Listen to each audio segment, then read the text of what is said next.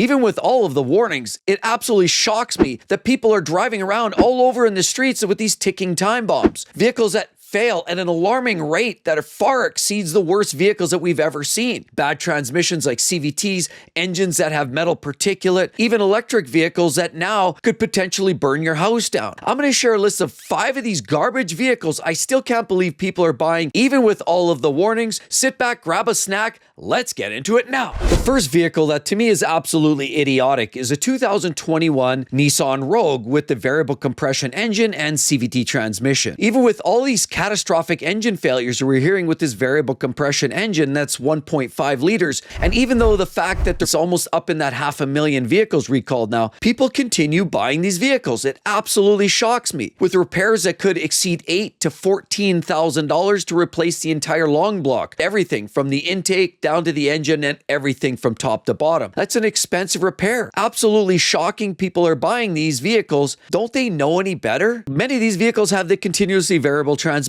which we all know it's elastic bands and pulleys as such. It's just not built to last. When those fail, not if, when, you're generally dealing with a $5,000, $6,000, $7,000 repair bill, means that you're going to dig deeper into both wallets and both pockets just to pay for all these expensive repairs. On the front end, people think that they're saving money, but on the back end, by buying one of these Nissan Rogues, you're absolutely putting yourself in for a life of heartache and heartbreak. Unfortunately, the alarming rate of failure is pretty high too. It's not just expensive repairs, it's the absolute rate of failures of these vehicles and the severity. Transmission, engine, and some electrical problems just absolutely plague these vehicles. So if you're looking at one of these on the used market and it's knocking or it's smoking or there's a check engine light, buyer beware. Don't walk away from that. Run from those cars. The second vehicle on our list is another major failure prone. It's a 2020 to 2023 Wrangler 4xe. That's their plug-in hybrid vehicle. Now, it's not exclusively the Wrangler, although that's the most popular, but we also know the Jeep Grand Cherokee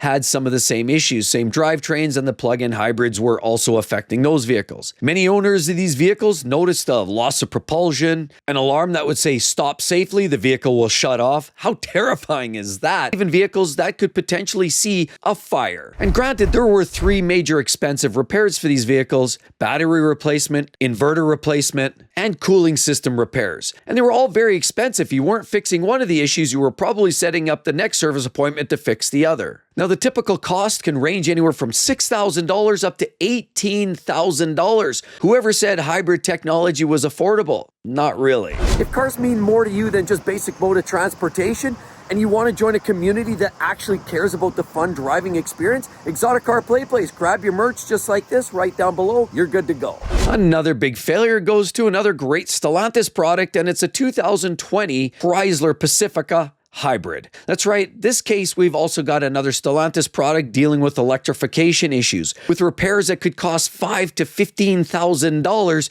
means that the owners are always on their toes, dancing, wondering when the next repair is going to hit, thinking, hey, how clever I am, I'm saving 32 cents on every liter, but what they don't realize, they might be spending 10 grand every couple of years fixing some of these major catastrophic failures. Now, not only are these vehicles ugly as sin, on top of it, there are some common issues to be watching out for, like a hybrid battery replacement, transmission replacement, charging system failures, and electrical harness and wiring failures. All seem to be afflicting many of these vehicles. And even Consumers Reports recognizes an extremely high rate of failure for this particular vehicle, and it doesn't rank particularly well in terms of reliability. And many of these issues with the battery or electrics aren't just once and done. It's not fixed under warranty and then you're good for the next 20 years. Eventually warranty goes away, and then unfortunately the owner is stuck holding the bag for these recurring sequence of events. They're nasty looking, they're funky, they're unreliable, and let's be honest, who really wants a minivan today anyway? I'm going to share at the very end the most expensive technologies that we've seen in the last handful of years that are especially problematic and extremely expensive to own. So if you're shopping for a new car, look for these types of technologies. You may want to steer away from them if you want to save dollars. The next vehicle on my list is the 2020 specifically Ford Escape hybrid with the all-wheel drive. The key modes of failures are electrical problems and, unfortunately, the ECVT system associated with the hybrid. Many issues people complain about are jerking and shuddering of transmissions, hesitation, kicking, slipping, transmission that's overheating, power loss, hybrid warning messages. And the classic mode of repairs are the ECVT transmission systems, which get extremely expensive. Inverter replacement, which is also a pricey repair, and cooling module repairs. Classic cost for any one of these issues is anywhere from $4,500 to $9,000. What if you have a collection of failures, which is not uncommon? You could find yourself with a $10,000, $15,000 repair and almost write the vehicle off in 3 or 4 years if you happen to buy one of the lemons. The early generation of the Ford hybrids were especially problematic. So the newer the vehicles, the better and less problematic they become. It's again the technology that seems to bite these in the rump. I mean, if you really want the true dialed-in reliability king, Toyota, Lexus,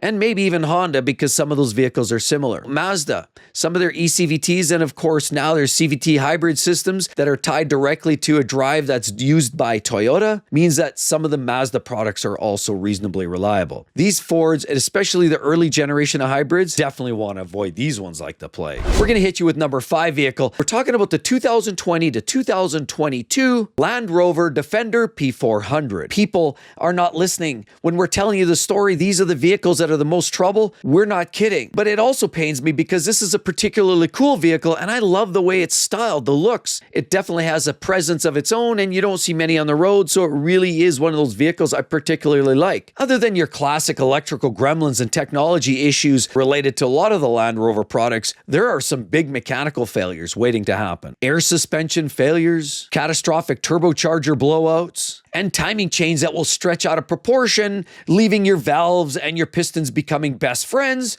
and sadly tens of thousands of dollars repairs. The typical cost for any one of these repairs can range from $5,000 to $15,000 in US funds, and sadly they always seem to happen just outside of warranty. But like many luxury European vehicles that we're seeing in the market, they're not the standalone. I mean, any manufacturer that's creating expensive, complex technology in their vehicles is likely going to see expensive maintenance and expensive repairs, and these Land Rover Defenders are no exception. In the last 5 years, there's a series of different technologies that you really want to watch out for if you want to avoid some of these big expensive repairs. The classic CVT transmissions can range anywhere from $4,000 to about $6,000 to repair. Of course, with the belts, the pulleys, or everything in between. Now, not to be confused with the ECVTs that you're finding in Toyota and Lexus that actually has a torquier front first gear and a starting gear, and it can tolerate the torque. It's not quite as fragile as something like Jatco, but ultimately a CVT transmission is expensive and failure prone. Plug-in hybrid systems is another level of tech,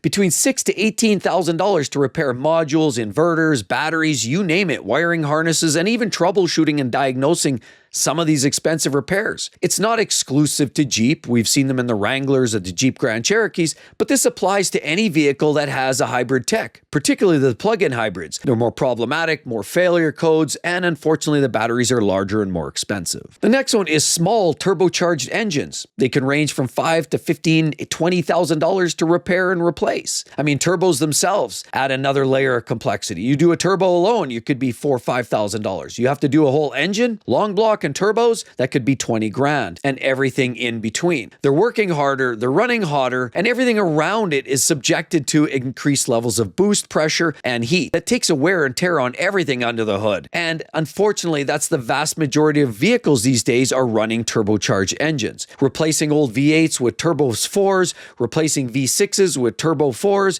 There's even turbo 3s on the market. When are we going to hit turbo 2s? Who knows? Another tech that's extremely problematic and very expensive to fix could range from $2,500 up to $10,000 depending on if you're doing all 4 corners. Our BMW X535D had it as well back in 2009, but a lot of premium luxury SUVs and cars these days are riding on air suspension systems, whether it's for self-leveling or smooth riding. A lot of these vehicles are looking to enhance the driving experience, but unfortunately you've got air compressors and you've got the air pots on each corner. There's all kinds of regulators and programming that goes with this, and failure in any one of these corners could add to about $1,000 to $2,500. And if you have a problem that's consistent around the corners, then you could be subjected to $10,000 and more expensive repairs. They're not cheap technology, and any vehicle with any of these are going to cost you dearly. Check out the list. I really want to appreciate each and every one of the new members to the program. Thanks, everybody. Here's a list of the memberships. You're going to be subjected to great behind the scenes and, of course, special events. And again, as always, if you want to see any extra cool videos, right there for your pickings. Hope to see each and every one of you real soon, everybody.